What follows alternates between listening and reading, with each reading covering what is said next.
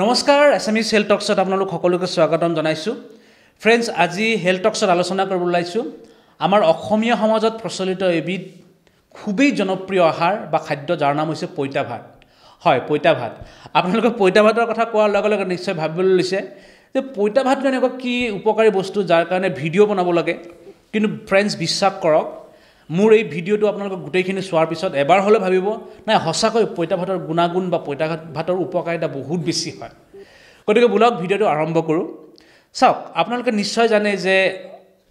ভাতৰ লগত পানী মিহলি কৰি গোটেই ৰাতি থোৱাৰ পিছত বা 12 ঘণ্টা সময় থোৱাৰ পিছত সেই ভাতখিনি পইতা ভাতত পৰিণত হয়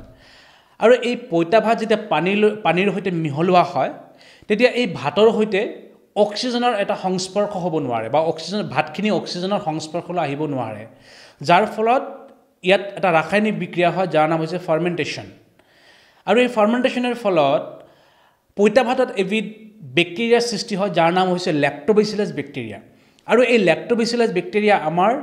হজম শক্তি বা ডাইজেশ্যনৰ কাৰণে বহুখিনি ভাল ইয়াৰ লগতে পইতা ভাতত ফাইটেট নামৰ এবিধ পদাৰ্থ থাকে যি পদাৰ্থ এণ্টিঅক্সিডেণ্ট আৰু এণ্টি কেঞ্চাৰ হিচাপে কাম কৰে কিন্তু পইতা ভাতত এই ফাইটেটে যি পইতা ভাতৰ যি গুণাগুণ সেই গুণাগুণখিনি বহু পৰিমাণে দমন কৰি ৰাখে কিন্তু লেক্টোবেচিলাছ যি বেক্টেৰিয়া হয় সেই বেক্টেৰিয়াৰ স্পৰ্শত এই ফাইটেট অহাৰ লগে লগে ফাইটেটখিনি ভাঙি যায় বা ব্ৰেকডাউন হয় আৰু এই ব্ৰেকডাউন হোৱাৰ ফলত পইতা ভাতৰ যি গুণাগুণ সেই গুণাগুণ বহুখিনি বাঢ়ি যায় ফ্ৰেণ্ডছ অসম কৃষি বিশ্ববিদ্যালয়ত পইতা ভাতৰ ওপৰত এটা গৱেষণা হৈছিল আৰু সেই গৱেষণা দেখা গৈছিল যে গৰম ভাত আৰু পইতা ভাতৰ যি গুণাগুণ সেই গুণাগুণ যদি আমি তুলনা কৰোঁ তেতিয়াহ'লে গৰম ভাততকৈ পইতা ভাতৰ যি গুণাগুণ সেইটো বহু পৰিমাণে বেছি হয় যেনেকৈ ধৰক আইৰণত গৰম ভাতত আইৰণৰ পৰিমাণ থাকে 3.4 গ্ৰাম য'ত পইতা ভাতত সেইখিনি হয়গৈ 73.91 গ্ৰাম ঠিক তেনেকৈ গৰম ভাতত পটেছিয়াম থাকে 35 মিলিগ্ৰাম য'ত পইতা ভাতত সেই পৰিমাণ বাঢ়ি গৈ থাকে 850 মিলিগ্ৰাম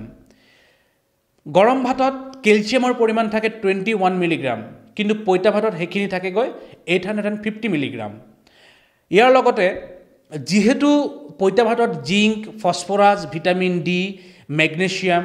আইৰণ কেলছিয়াম আদি পুষ্টিকৰ পদাৰ্থসমূহ থাকে সেইকাৰণে পইতা ভাতত ৰোগ প্ৰতিৰোধ ক্ষমতা থাকে আৰু লগতে ইমিউনিটি বিল্ডিং কৰাত বা ইমিউনিটি শক্তিশালী কৰাত পইতা ভাতে যথেষ্ট ভূমিকা পালন কৰে আৰু পইতা ভাতত থকা যি আইৰণ সেই আইৰণে আমাৰ তেজত থকা যি RBC হয় ৰেড ব্লাড চেল সেই ৰেড ব্লাড চেল বৃদ্ধি কৰাত সহায় কৰাৰ লগতে অক্সিজেনৰ পৰিমাণ বৃদ্ধি কৰে আৰু ইয়াৰ উপৰিও যিসকল মানুহে এনিমিয়াত ভোগে বা ৰক্তহীনতাত ভোগে সেইসকল মানুহে পইতা ভাত নিয়মিত খালে এনিমিয়াৰ পৰা বহুখিনি মুক্তি লাভ কৰিব পাৰে লগতে পইতা ভাতত থকা কেলছিয়ামে আমাৰ হাড় শক্তিশালী কৰাত যথেষ্ট ভূমিকা পালন কৰে ইয়াৰ উপৰিও পইতা ভাতত থকা দুবিধ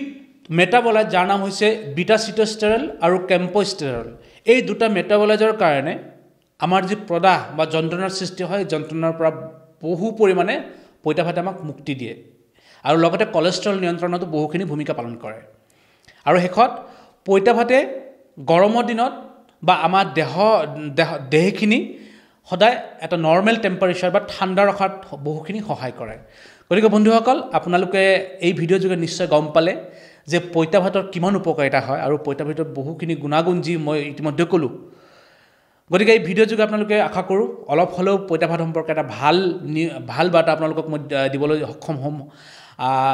যদি ভিডিঅ'টো আপোনালোকে ভাল লাগিছে তেতিয়াহ'লে শ্বেয়াৰ কৰিব লাইক কৰিব আৰু মোৰ চেনেলটো ছাবস্ক্ৰাইব কৰিব নাপাহৰিব আজিলৈ এইখিনিতে সামৰিছোঁ এনেকুৱা নতুন ভিডিঅ' চোৱাৰ কাৰণে মোৰ সৈতে থাকিব ধন্যবাদ